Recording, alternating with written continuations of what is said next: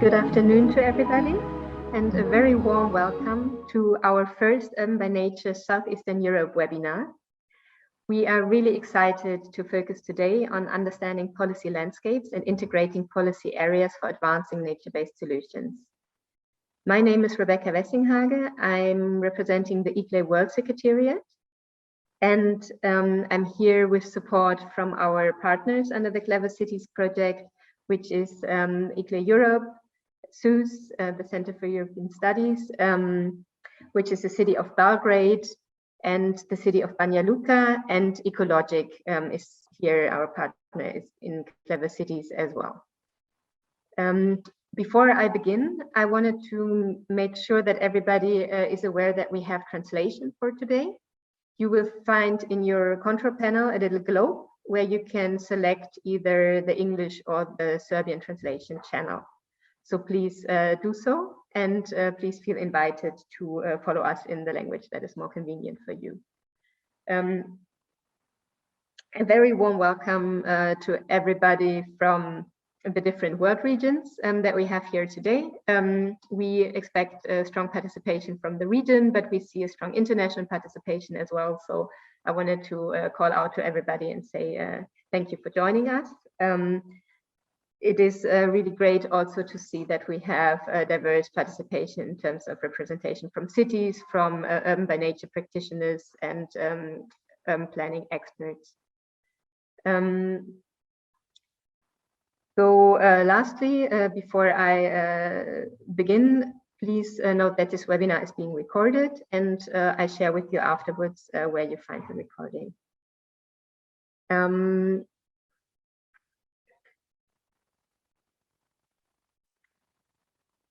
So we have a very interesting lineup for our webinar today. We have basically two parts of our focus. So first, we'll start the day with a little review of our UrbanByNature South Eastern Europe Kickoff event that happened already in May in the city of Belgrade. And we have Marija Vilhelm from the Secretariat of Environmental Protection from the city of Belgrade, and Daniela Rizzi, Senior Officer for Nature-Based Solutions, Green Infrastructure and Biodiversity from ICLE Europe, who will help me to reflect on that event and share with you some of the outcomes. Then in the second part of today's conversation, we focus on the policy integration and coherence for nature-based solutions. And we're very excited to have McKenna Davis, Senior Fellow from the Ecologic Institute in Berlin, representing our Clever Cities project and introducing policy integration and coherence with a focus also on EU-level policy making to us. And afterwards, we're really excited as well to have Marija Vilhelm and Adriana Sisik, it's independent expert advisors from the city of Banyaruka in Bosnia and Herzegovina, who will share with us how spatial development policy mapping and stakeholder coordination contributed to initiating forestry protection and specifically the forming of the green belt in Banyaruka. I'm your facilitator of the day. Yeah, I'm very happy to proceed to the next program point that we have for today. But before we start, please let me remind you of the way that you can pose questions to our presenters. You're very warmly invited, even during the presentations, to post your questions in the chat anytime.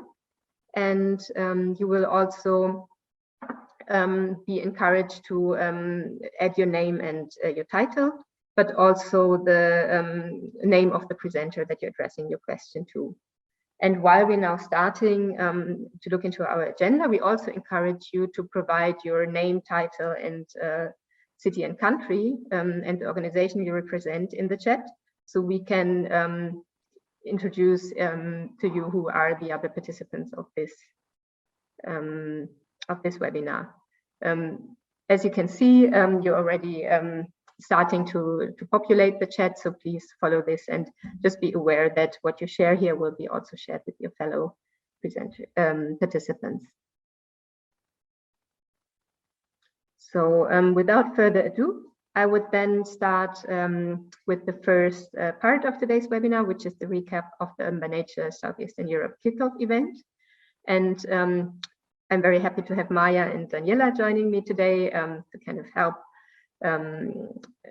reflect on the outcomes of that event. So I would first call Marija from the city of Belgrade. Hi, Marija, very great to have you here. Hello, Rebecca. Nice to have you all here. Wonderful.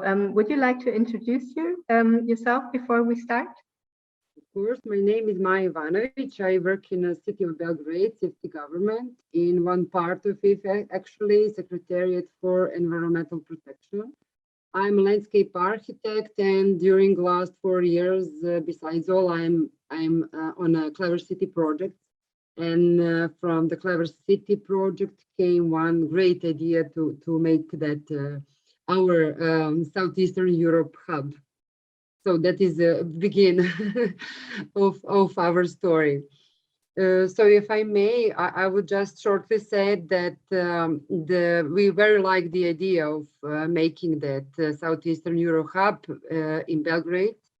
Our mayor, Mr. Zoran Radočić, he is actually at this moment the ex-mayor, very liked our idea. He at the first point said, great thing to do. I would very like to join it and to be a part of our network.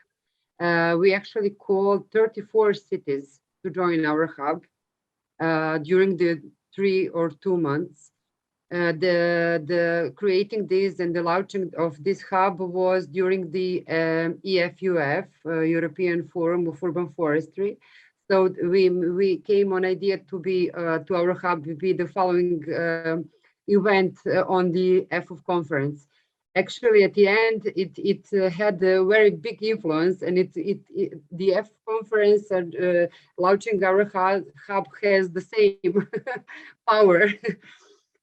So we had 8 cities in live in Belgrade, and 4 cities that were online.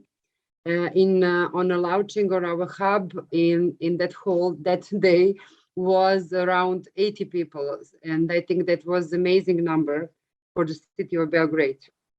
The mayor was very satisfied with it, and we decided to keep on it and to make it even better, and to have the series of webinars, of course, and to keep on that network as the bigger as we could keep it. It was also, I would like to say that this was a very good energy on that day during our launch, and we heard a lot of great presentations and very different experience from the cities of the region. So we will hope that to keep on during the next 4 years, during the next 2 years, and to find a way to keep it on in a long period of next years. Thank you so much, Marija, for sharing your impressions, and congratulations of hosting this really wonderful event. I think it was great to see that strong participation from different practitioners coming from cities and different organizations from the region, and also having an interactive part of the day where also participants were actively sharing their visions for the hub and also their challenges that they would like to address through the activities that are now upcoming and that we're starting today with our webinar. Maybe you want to close with just a brief reflection on saying how the synergy between the UrbanByNature Kickoff event and the EFUF kind of contributed to strengthening both events, and what was kind of the added value in that. The EFUF Urban Forum of the European Forum of Urban Forestry is a very scientific forum, but we invited the main people from the EFUF, and the president of the EFUF, Mr. Marija Davis, was invited and speak in our launching our hub. He had a very good expressions of the number of visitors or the participation, the presentations and everything. So I think we found a very good connections between those two things. Something like scientific forum and our hub. So they're all now the part of the family of the network, and I hope that it will last in the next period also. Thank you, Marija, and we're very happy to be part of that family. And once again, a big thank you to the City of Belgrade for making this all happen. I will now give then the floor to Daniela Rizzi from ICLE Europe. And Daniela, it's really great to have you here representing UrbanByNature and all the different hubs that have been created or established under that label.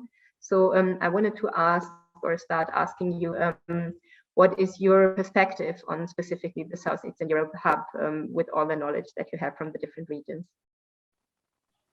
Thank you, Rebecca, and welcome everyone listening in today. And thank you for the speakers that we're going to have after we do this introduction.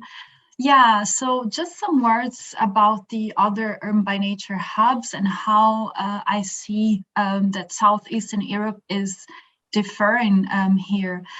So we have at the moment 9 active hubs for the UrbanByNature program. And the UrbanByNature South Eastern Europe hub, we have noticed a very, how can I say, a very high level of commitment. So it's the first hub that we had in which you have really a political commitment from the cities to participate in the hub. Some of the commitments are even at the mayoral level.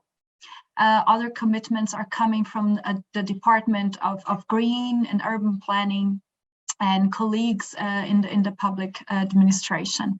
So we have noticed that this political commitment brings a lot of torque to the hub, and this was seen in the Kickoff event. But we already see today, for example, we already have other cities that are part of the hub, and they're going to be presenting here today to us. Another point that I would like to mention is that we had breakout sessions during the last meeting, and the breakout sessions, we had participants highlighting some challenges and some opportunities they found for this region, and I would like to comment on some of them. So, for example, nature-based solutions as greenwashing is something that people in this hub are worried about. So they are quite aware that there has been a criticism towards nature-based solutions, towards the term, in terms of, you know, how some enterprises and corporations are using the term to do greenwashing. Another point that people are worried about is the lack of data, and a lot of time a lack of available space, so competition for space, funding for maintenance. So the Southeastern European hub is also worried that you might maybe have some interventions coming up, but you might not have the means to do the maintenance works. So these were some of the challenges that were commented. And then we also saw these breakout sessions highlighting a lot of opportunities in this region. So one of the opportunities was the chance to translate NBS into commonly understandable terms for the region. So to local language, and to have like a common language around. So they think that the hub can be very helpful in the sense. Of course, European Green Deal funding is also an opportunity for networking and connecting, influencing local culture, you know, raising the awareness towards nature-based solutions and what they can do for us to address the urban challenges. So yes, and then maybe one other point that I would like to mention is the interest of the region to do maybe a summer school or education camps, and also lastly to engage the private sector. So these are some of the opportunities and that we heard from. So I don't want to be much longer here. So back to you, Rebecca. Thank you, Daniela. And maybe just to show or to highlight the strong engagement from the region, I show here the different committed or the letter of intent to join the hub. So these are just commitments from the different cities that you see listed here, also with the different projects that they're engaging in next to clever cities. And also to mention that there has been already additional interest by cities who have not yet officially confirmed and joined the hub, but cities like, for instance, Zagreb or Ljubljana has already shared their interest. And there have been also apparently some interest from across Serbia. So the city of Kraljevo has also shared some interest to connect to the hub and maybe also join officially. So maybe Daniela, one last question would be, has there already been, from the activities that you've seen and the outcomes that you mentioned, I think that was very great to hear what specifically cities envisioned from the hub, or what also challenges they see. And was there something that could already be taken away for other hubs from that region already from the first activity? Yeah, I mean, I think we have a good mix of cities in this hub, Rebecca, because you can see here in the slide, there are cities that are part of NBS EU-funded projects. So this shows that there are cities committing to the hub that already have quite a good experience with nature-based solutions. But on the other hand, you have cities that are completely new to the game, you know, the new kids on the block. So I think that this is a very interesting mix to see cities that are just starting and are, you know, interested in hearing about the experiences of other cities that already, you know, were implementing NBS. So for example, Sarajevo was part of the Connecting Nature project, and it has worked with nature-based solutions for a period of 5 years. So they have the Sarajevo process that they put in place together with the enterprise empath. And this is a very interesting process that can be very inspiring for other cities, for example. So I guess this hub is very promising. Maybe one thing to mention is that these cities are only the start cities, the pioneers, let's say, but the hub is of course very open, you know, anytime to get new cities joining. So so we will be on a regular basis communicating the activities of this hub and inviting, you know, people to join and bring their projects, their doubts, and exchange with these cities. Thank you so much, Daniela, for kind of highlighting the regional perspective from your broader view. And I just want to join in the call for cities that are interested to reach out to us. And maybe from the cooperation with Banyaruka today, we can see if there's already a positive development towards this. So briefly, I wanted to highlight also the program that we have ahead of us. So you can see that we already had the pre-launch event and also the kickoff that we just reflected on before our session today. And we'll have 4 more webinars coming up after today's webinar. And as you can also see from that table here, is that we have set up our webinar program along the UrbanByNature methodology. Today, we are focusing on the second step of the methodology, which is exploring. And the upcoming sessions will be focused on other steps. And so before we kind of finally dive into the content, I wanted to quickly run you through the different steps. I do that very quickly. You can also see then in the chat a link to where the methodology is explained on the UrbanByNature website. So we have in the UrbanByNature methodology, and this is organized around 7 steps. And this is to cover a range of aspects relevant for planning and realizing green and blue cities, meaning if a city is engaging in implementation of nature and nature-based solutions, these steps can help kind of to guide the process. And with our first, with the kickoff event, we already kind of covered the joining step, the first step, which is kind of engaging and participating in a process and kind of sharing expertise and learning with and from committed peers. So kind of this step is about connecting to others that can support and finding more information. The second step that we're focused on today is kind of helping to navigate how to map existing policies, plans, and regulations to identify gaps and better understand the local needs. And these webinars, like webinar today, can also assist in getting an overview of the relevant actors that that help to shape nature and that need to be considered and worked with in kind of increasing the potential that nature-based solutions have for addressing the challenges. The third step that will come up after this webinar in September is about goal setting and setting of priorities. And in the best scenario, this is done together with citizens or like local residents. So co-creation is a very important aspect here, which is also something that we very strongly put forward under the Clever Cities project. And in addition, in this step, there is also some learning about basic and specific indicators that help to measure progress. The next step is committing and planning. So this is about gaining commitments and kind of engaging in the planning process locally.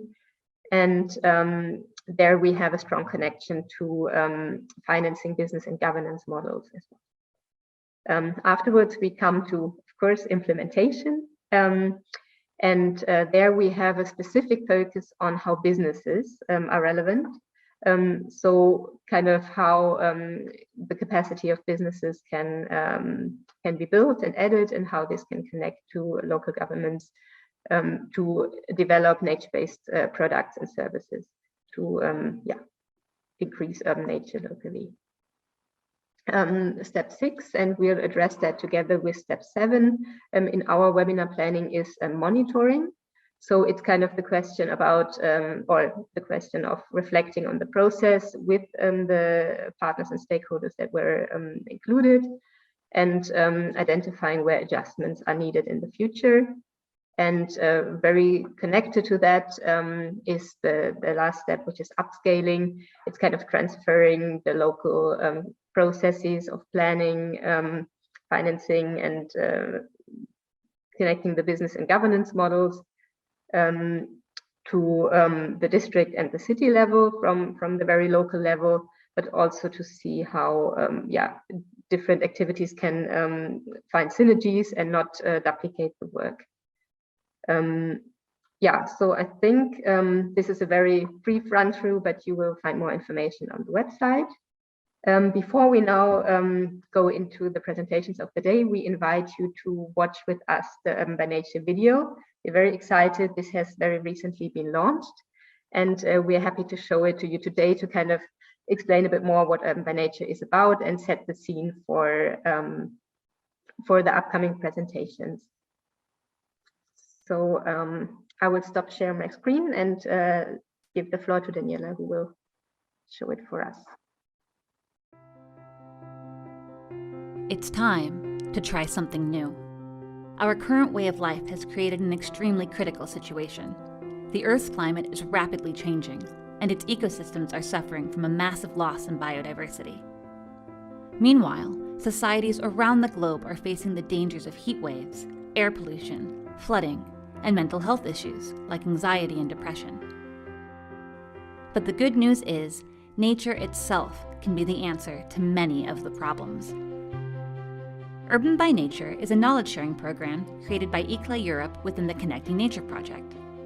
The program's purpose is to support the integration of nature-based solutions into communities of all shapes and sizes, metropolis or countryside. And nature-based solutions are exactly what they sound like. Solutions inspired by nature. Let's take a public square as an example. What happens when we transform a sterile space into a green place full of life? When we give a wide variety of plants a place to grow, we increase biodiversity by providing homes for insects, which in turn attract birds and other animals. Plants also filter the air we breathe and reduce the carbon output of our cities. They help prevent flooding by capturing water and regulate microclimates that lower the high temperatures in a city. When cultivated on roofs and walls, plants even insulate buildings, which can reduce utility costs and fossil fuel consumption. And on top of all of that, such green spaces can provide a much-needed escape from the hustle and bustle of urban life. Of course, communities around the world have a long history of working with nature. By joining Urban by Nature, you find out what cities are doing today, implementing nature-based solutions. Our goal is to connect you with our global movement so that you can learn from and with one another how to better create urban spaces that treat nature as the solution and not the problem. Urban by Nature has active hubs all around the world, and we are growing, thanks to people like you who want to positively impact the planet in their cities, communities, and beyond. Our online resources provide expert insights, tools, and methods that support you in planning and implementing nature-based solutions. And there's more. We will keep you updated on what's going on in our Urban by Nature hubs and let you know about upcoming events to connect you to what's happening globally and locally. Visit our website to sign up and follow us on social media to become part of a movement to lead communities toward their climate targets and benefit from the value the natural world already provides. At Urban by Nature, our participants are our experts. Be one of them.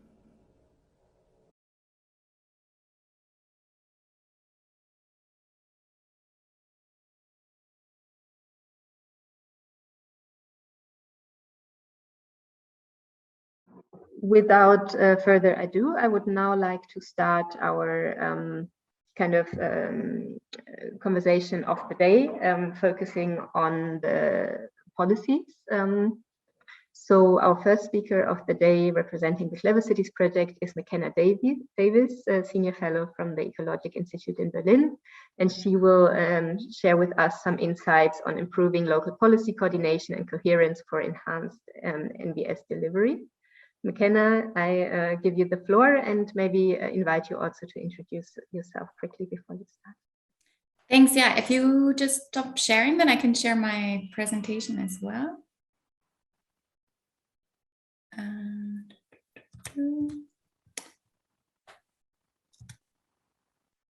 So can you see my presentation?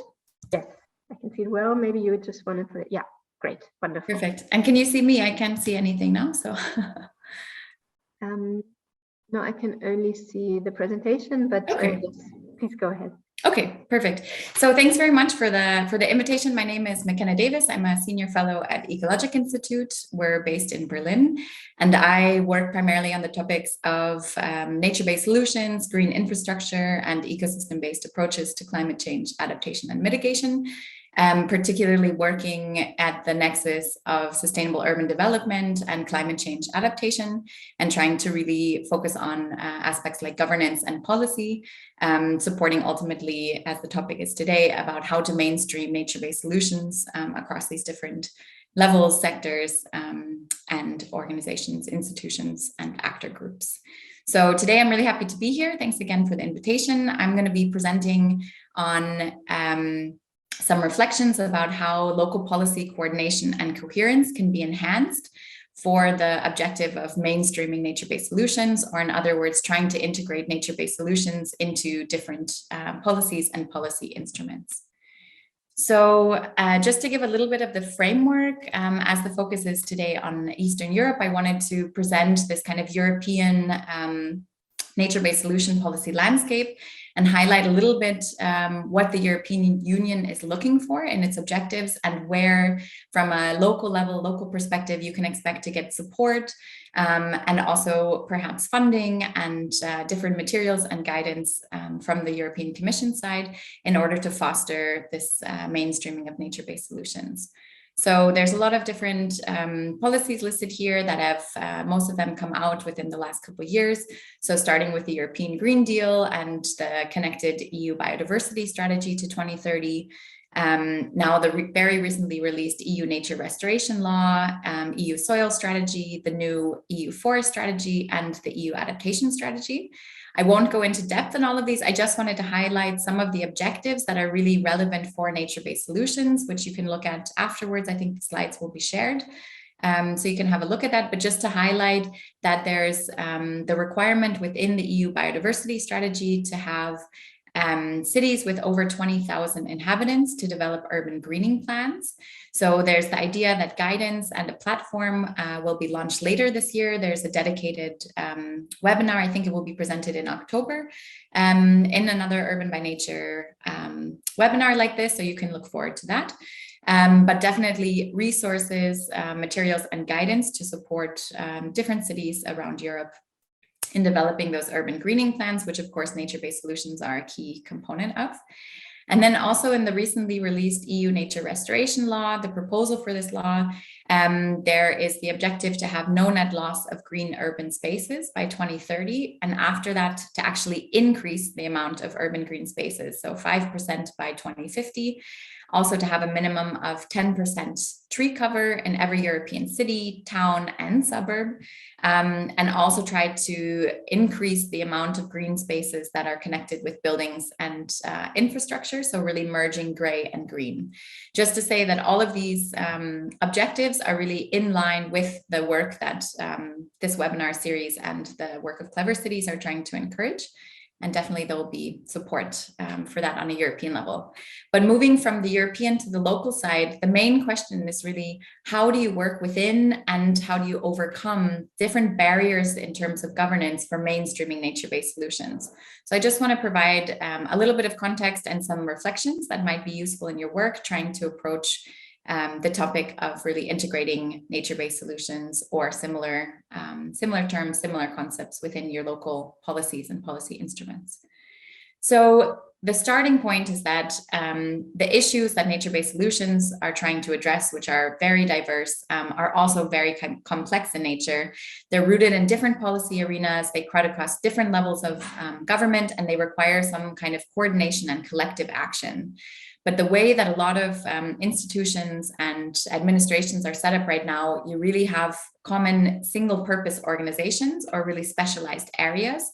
So the synergies between this collaborative effort aren't being realized yet. There's also a lot of fragmented responsibility. So this means that different organizations are responsible for different sectors or different aspects of policy or different aspects of funding. And commonly having a lack of cooperation. This leads to duplication. It leads to more resources, both in terms of personnel and in budget being used. And then also a lack of tools to try to address these inconsistencies or conflicts between different objectives, priorities, and policies. And then, of course, by classic restrictions from knowledge or capacity constraints. Sorry to briefly interrupt you. Our translator is asking you to speak a little bit more slowly. Ah, yeah, sorry for that. So you can capture the knowledge. Sorry. Yes, sorry for that. Okay, I take breaths in between my sentences. So the goal trying to coordinate would be how to increase in the administration's coordination, coherence, and actually bring in innovation for the successful implementation of these different policies and strategies and their design.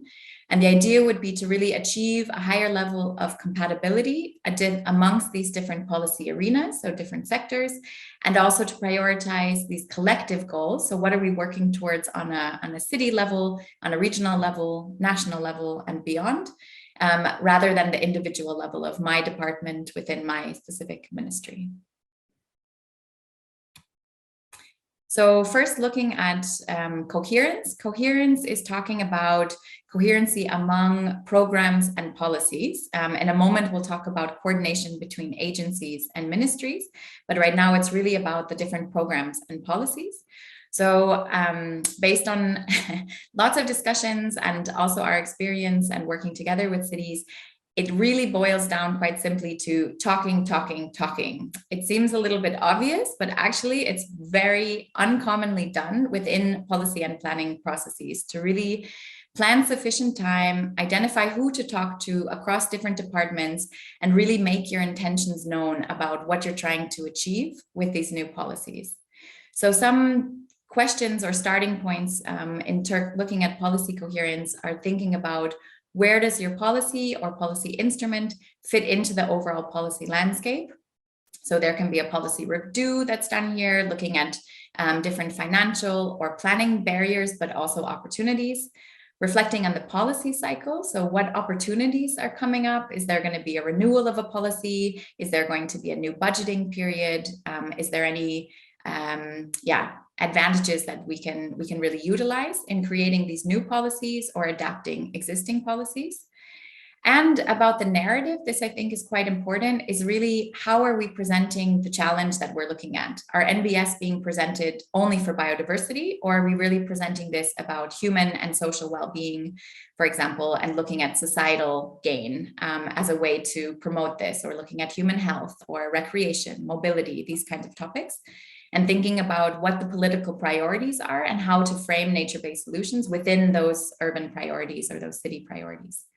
And then very importantly, are there any kind of unintended or unexpected trade-offs or negative consequences that could happen if you create or implement these new policies? Or on the other hand, are there synergies that maybe could come out of these that we haven't thought about? So really thinking outside of the box and looking beyond your core objectives, trying to exploit these synergies, but also to make the trade-offs very explicit, and that way also gain trust and gain some credibility when discussing with decision makers. So different aspects to consider. I think we don't have so much time, so I just go quickly through these, are about the objectives of the policy or policy instrument, the different instruments. So within one policy, having different instruments, which could be, for example, an awareness raising mechanism, a funding mechanism, a collaboration or societal engagement mechanism, these kind of things, if they're all in line with each other. And then also looking at target populations. So looking at the whole constellation of different policies and policy instruments, are you really targeting and encompassing the entire population? Or are you actually repeating some kind of focus and actually not utilizing your resources as efficiently as you could by duplicating efforts?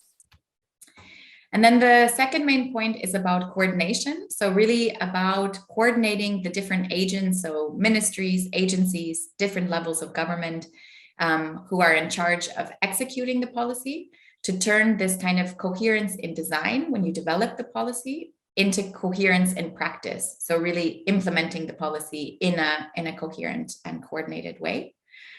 So for this, the idea is to agree on common and shared overarching objectives and goals, to utilize different structures and procedures for sharing information, data, stakeholder engagement approaches, things like this, to really maximize synergies there, to set clear responsibilities and specific rules to ensure that each of the program really relates to the initial goal that you set out, and again, to identify synergies or reduce redundancies in the implementation of these different programs and policies. Sorry if I'm still speaking fast, I'm trying to breathe. So then I just wanted to bring in another aspect, which is complementary to this. It's about innovation. So I think we hear this term a lot, but really just to invite everyone to think about being innovative in the way that you're presenting nature-based solutions, the narrative that you're using, the way that you're communicating, the way that you're approaching decision makers, that decision makers also approach each other, and trying to think how we can align with different agendas and different sectors to really push nature-based solutions forward and increase their uptake. So thinking about things like climate justice, spatial justice and access to green areas, co-creation and the empowerment of citizens and society, gender perspectives and really empowering and being inclusive to different genders, and also taking account of and valuing Indigenous and traditional knowledge, and of course, many, many more opportunities there. So this is just a summary slide of what I said. I put it in here only so if the presentation is shared, then you can refer back to this in a little more concise way. And just as some final thoughts or notes, this is from a publication from the European Commission. I put in the references so you can access it. but they have these guiding principles to keep in mind for integrating ecosystems, nature, and ecosystem services into planning. And I thought it was very relevant for the discussion today.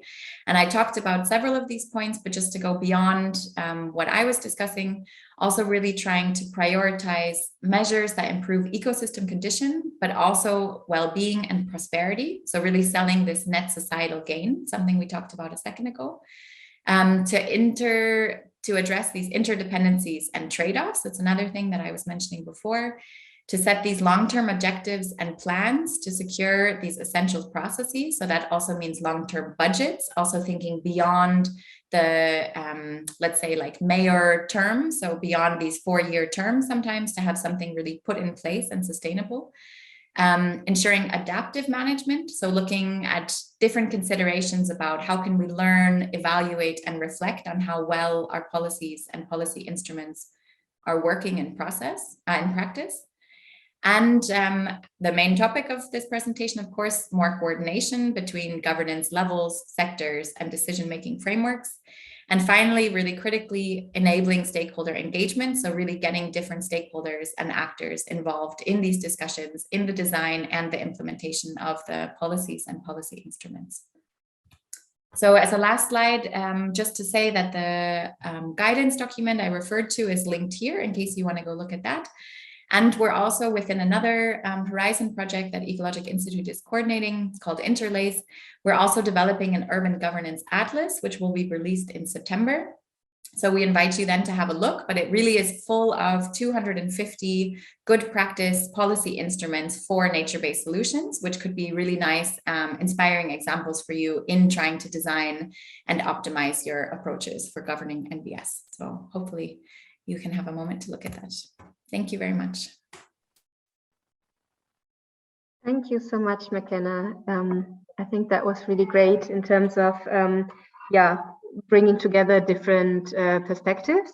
And I have a few takeaways that I just wanted to highlight from your presentation. I think the framing and what you refer to as the societal gains, kind of looking at the bigger picture, I think that is something that I see as very, very relevant when we think about the, let's say, horizontal perspective, but also as you started with highlighting the EU level policies, but also coming from national to local, what I would then see as more the virtual perspective. I think also they are looking for synergies, something that we will find very relevant. And of course, the talking, I think that is something that we'll try to do as the hub continues, kind of to see how we can also bring together different stakeholders and different levels into conversation, and the integration of the narratives to kind of, make sure that we're not in our nature bubble, let's say, but also connect to other narratives. And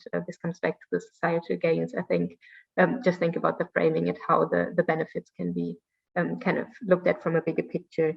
And the last thing that I wanted to highlight is the timeline, that we're looking beyond political terms. I think that is something that, as we're very often in the urban world, that is something that defines a lot of the timelines for a lot of activities. So I think to kind of find ways to look funding wise, but also coming back to kind of narratives and objectives, looking beyond those political terms is very, very relevant for us. And thanks also for sharing, more outlooks in terms of the resources, so we can then come back and maybe ask questions once we have been looking a little bit deeper into what you have just shared. Thanks for this quick rundown. I know that the time was very short, but I think this was a great introduction to the topic as well. And I wanted to remind everybody from the participants that you can already post your questions to McKenna here in the chat. We will address them afterwards. We will now switch over to our second content presentation of the day. I invite Marija Vilhelm from the City of Banja Luka to take the floor. Hello, Marija. Maybe you can quickly introduce yourself. We're very excited to hear your presentation about Banyaruka's green belt, and I'll meanwhile open up your presentation. Thank you very much. Hello to everybody. I'm very grateful to be a part of this show. I will try to, share my screen, maybe.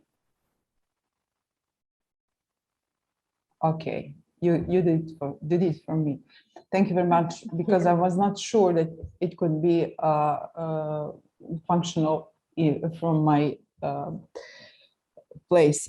I work in the city of Banyaruka as a landscape architect. I work in Department of Communal Affairs, and we deal with the management of all city infrastructure, also with green infrastructure. Today, I would like to introduce you and to present the great green belt of Banyaruka. Actually, it's a horseshoe of, it's called a horseshoe of Banyaruka. Briefly, I could explain the development and improvement of the process of gaining the green belt. Beneluca is a green city, and the city is known in a regional sense, and it is recognized worldwide as a city of greenery, and it's a green city for its own citizens and all guests. The landscape spaces which are abundant with greenery are part of inherited structures from the past centuries, which is in their own way reflect to the history of the city. There is a great base for greenery and how to improve greenery and green infrastructure in the city. All this job that is related to green infrastructure centuries ago, but it is now recognized as a green infrastructure, was a job as well as common population and as rolling structures, conquerors, and they have always dealt with green structures. We have different cultures in our area. We have some Islamic culture here, Christian culture, and etc. They are all different in their own ways, and so we think that we are very there is a treasure for us, in some other words. Over time, the heritage structures have grown into a system of green areas and green infrastructure. We have their rightful place in planning, in urbanism, and implementation of numerous projects.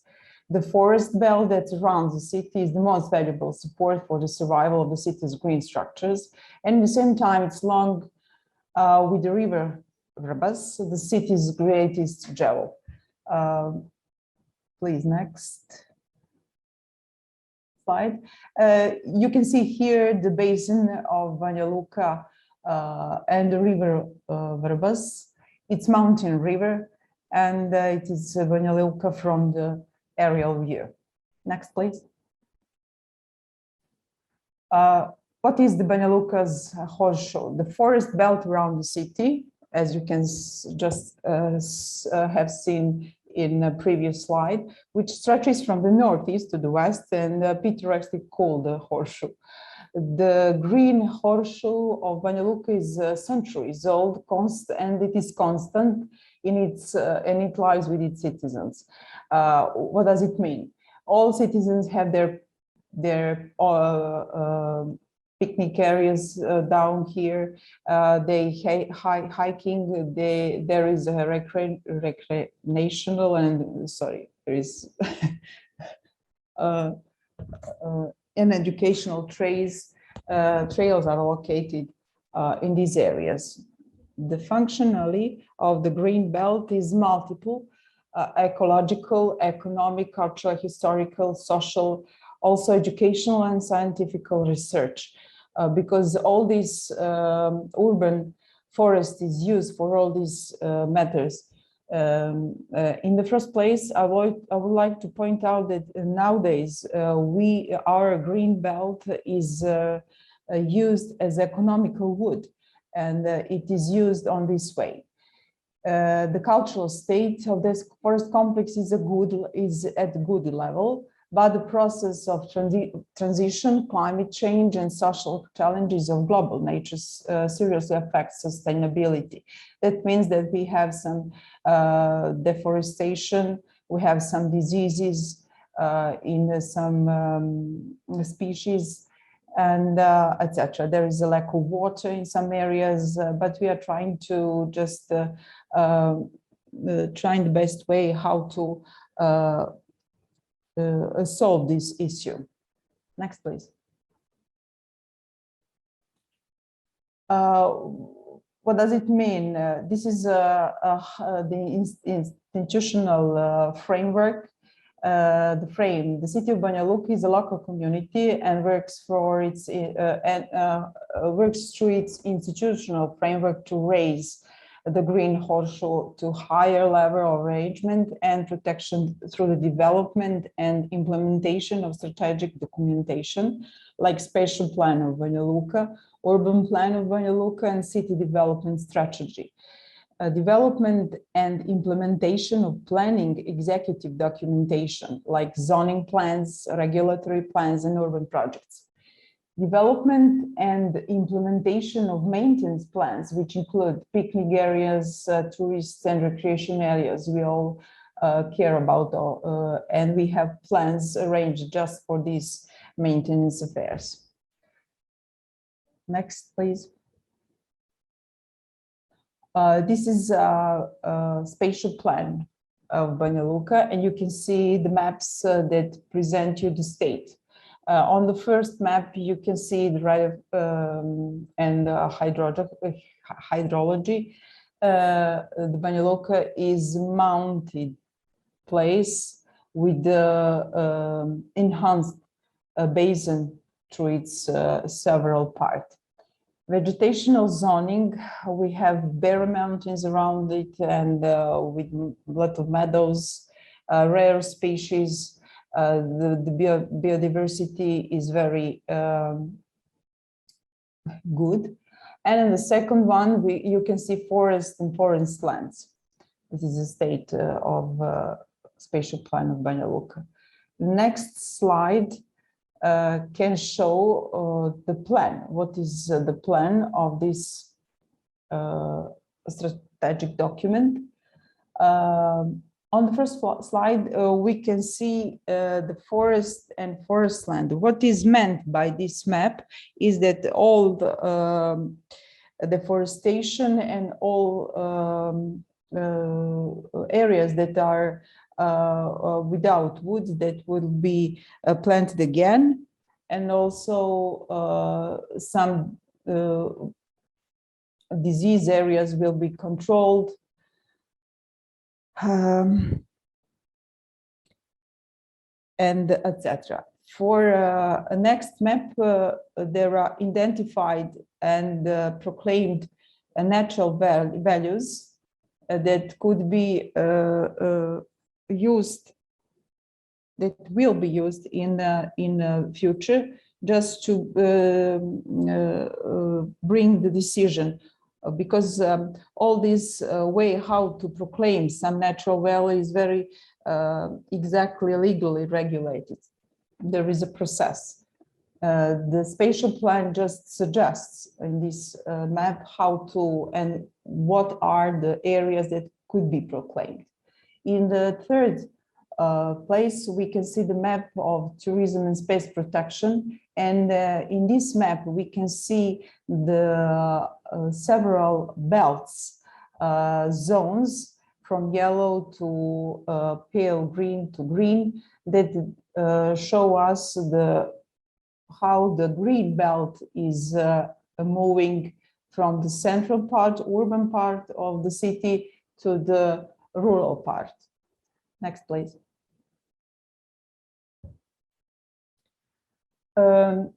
The spatial plan established 4 zones, which represent the basic framework for planning settings for the use of forests and forest land. That means that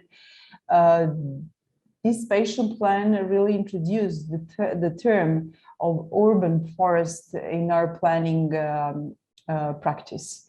The first zone is a yellow zone, a city forest. It is called city forest, a zone of close recreation that includes all forests within the urban area of the city, resources of the parks, some green areas, but you know, it's actually landscape facilities in the city, parks, some regional parks, squares, allays, etc. Next one is the second one, is a suburban forest, a zone of daily recreation, includes forests in 3-kilometer zone from the edge of the urban zone area of the city. It is a part of Green Horseshoe, arrangement of non-urban parks and revitalization of Primeval Mountain Oak, Quercus robur forests.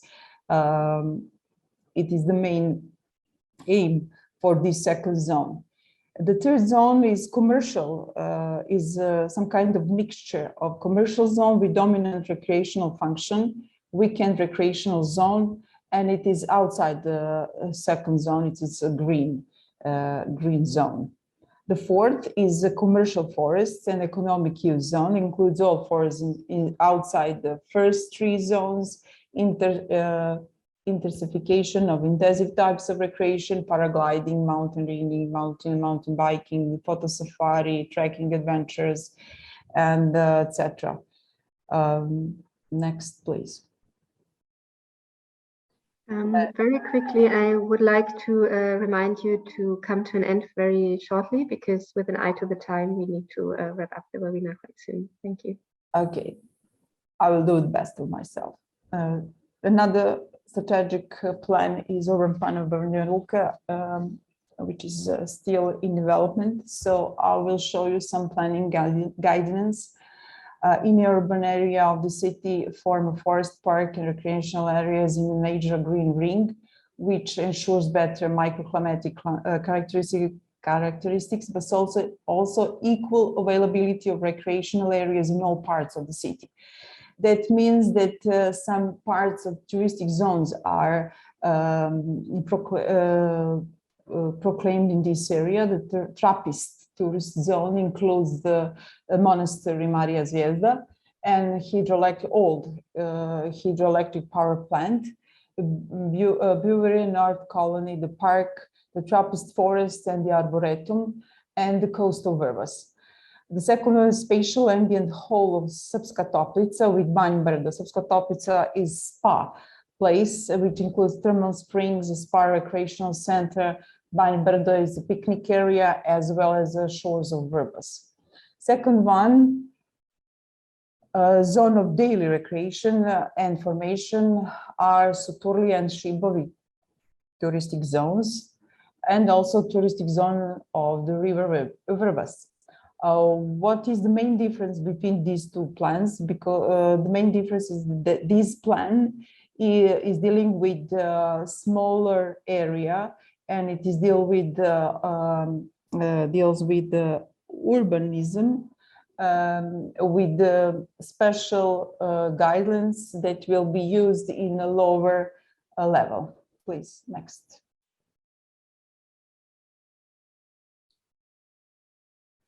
Lower level in some regulatory plans are just lower than urban plan, and it is documentation that could be used for realization. We have this spatial regulatory plan of forest park Trappisti. It is a spatial organization over here and layout plan where some interesting forests are determined and marked. Also, it is used for recreational areas, picnic areas, some interesting sites, focal point, and etc. Next, please. and regulatory plan of Forest Park Suturia 2. The plan allows the construction of sports and recreational facilities that will not threaten natural values with the given technical guidance. Permitted objects are train tracks, bicycle paths, urban furniture, and etc. I must point out that I'm not satisfied with this plan because some natural values are not recognized. They are not, they're not recognized, and they're not mapped, and they are not just taken into account while the plan was developing. Next, please. Yes, and I will really need you to ask you to wrap up your presentation. Okay.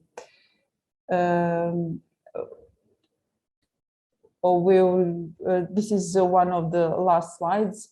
In November 2021, the initiative for the declaration of protection of Banyaruka forest area of the green horseshoe of the City of Banja Luka is submitted by some organization like Forestry of Beneluca, tourism organization, civic association, environmental center, recreational zone, Arbor Magna organization, Institute, Republican Institute for Culture, Historical, Natural Heritage, as well as professors of Faculty of Forestry. What happened next? The ministry forwarded this initiative to the Republic Institute for Culture, Historical, Natural Heritage for processing. And now we are in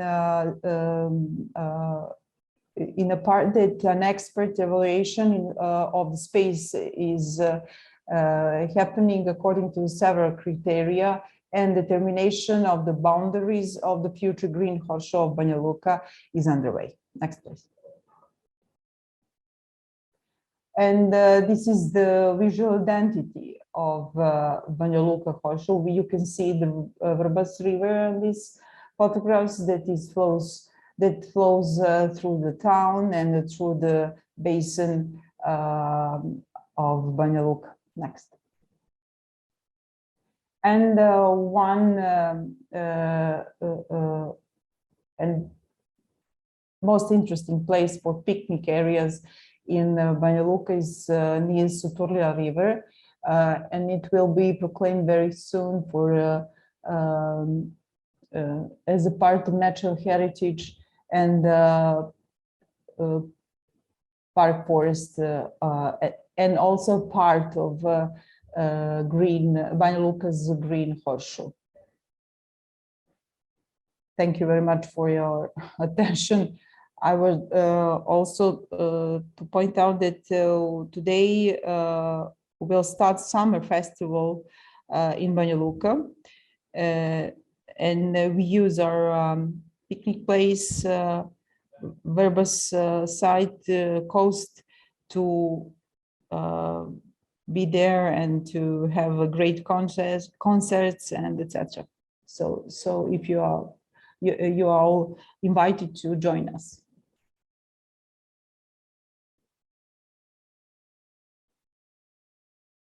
Thank you so much, Marija, for your presentation. I think it was really exciting to see kind of in practice how this planning worked in Banja Luka. I think it was really great to see how you highlighted the multiple functionalities of the Green Belt, how you also showed us the connections between different planning instruments, the spatial and urban plans and the city development strategy, how when we come to the priorities, how the different zones were kind of set up with different priorities to also answer different needs, and then also create some benefits or synergies and benefits together for the inner urban area. And then it's also great to see that there is a process underway for some areas for natural heritage status to kind of conserve the functions. Once more, I wanted to encourage the audience to pose a question to our presenters. I would have one question maybe to McKenna. McKenna, now that we have seen kind of in Banja Luka how this planning can progress in practice, I wanted to ask if you have, a recommendation to cities like Banja Luka, something that you see other than the talking that you refer to, something that you see is very often not addressed to kind of create synergies between different policies and different levels of policy making? Is there kind of a practical recommendation that you can give to cities like Banja Luka? Yeah, no, thanks also from my side for the interesting presentation. I think it's very context and culture specific, so it's a little bit difficult to say something, you know, generally across all cities. I think what I heard a lot is like the interest is there and the political will is there, but that there's some challenges sometimes in, yeah, let's say reaching compromises or finding these solutions. So I would say the main recommendation would really just to be trying to figure out and be transparent about what objectives you're trying to support and what the limits of the nature-based solutions are actually, not as a way to limit what you're able to do, but rather as a way to support the potential to buy into these nature-based solution products. So really to move away from these, let's say, empty promises of nature-based solutions can accomplish everything, and rather to say specifically in this context, in this local setting, nature-based solutions have the potential to address and support these specific ambitions or objectives that you're trying to accomplish in your policies. Thank you so much, McKenna, for giving that suggestion to cities like Banja Luka.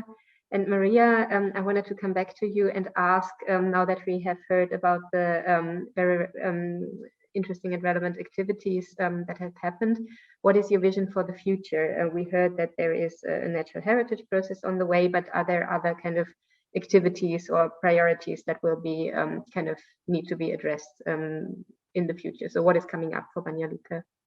Would you like to share some insights with us? On the first place, we need to just finish the process for proclamation, this area of a green belt, just to protect, just to rise this green belt from some economic value of that foresters, they just see it in this belt economic value, just not anymore, anything else.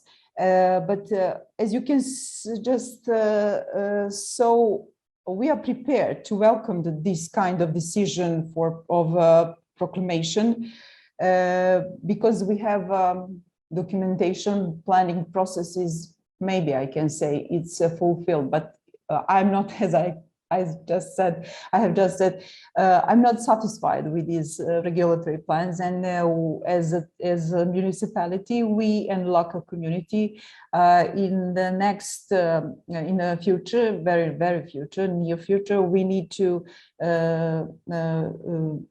develop and some regulatory plans that just need to express some regulation, how to just put some things on the area, and how to this decision that will be bring to us alive, in some other words. So we have legally regulated processes. We are trying to fulfill it, but you know, the administration, it's very slow. And from my side, I will do the best of myself because I'm here just 6 months, and I will do the best of myself to push this process ahead. Thank you so much for that reflection, and we will kind of follow what is happening in Banja Luka, and we'll thank you very much. Keep the fingers crossed that the pushing will accelerate the process quickly. With an eye to the time, I'm very sorry we're already a little bit over. I wanted to stop the question session here already. Please feel encouraged to reach out to us in case you have other kind of issues, reflections, or questions to share. I saw that in the chat there was already some question or issue around Zagreb. Please do feel encouraged to send us a direct email to the UrbanByNature website, and we'll be happy to kind of see how we can take that up in the conversation. If you have other issues, yes, please reach out to us. I wanted to quickly emphasize our invitation that I issued earlier to join our upcoming webinars following on the next steps of the UrbanByNature methodology. So the next webinar is coming up on the 6th of September. If you haven't done so yet, please feel encouraged to register for the UrbanByNature program. So you can find the link also in the chat. You can register through the UrbanByNature website, and then you will be informed about upcoming activities and sessions and relevant information. So please feel encouraged to register for UrbanByNature. Then coming back to the recording of today's session, we will upload all of the videos to the Cities with Nature YouTube channel. You will not only find the videos from UrbanByNature South Eastern Europe, but you can browse through a lot of content from different hubs and find a lot of interesting and inspiring conversations there. So also you will see the link in the chat, and please feel encouraged to take a look at the YouTube channel. Also, the recording of the Kickoff event will be uploaded on that channel. And before I wrap up completely, I also wanted to highlight to you the UrbanByNature survey, which your participation will help us a lot to improve the program and kind of make sure that the experience is at its best for everybody. So please take a little bit of time. It's a very brief survey. So if you have enjoyed the session today, please take a few minutes and complete the survey for us. You also find the link in the chat. And I think I can only once more say or extend a very big thank you to all of our speakers, and thank you to all of our participants for joining us today and also bearing with us for being a little bit over time. It was really great to start this session with today's conversation, and we're really excited to continue in the 6th of September. So I wish everybody a great rest of the day. And we look forward to seeing you again in the UrbanByNature program. Thanks a lot, and bye-bye.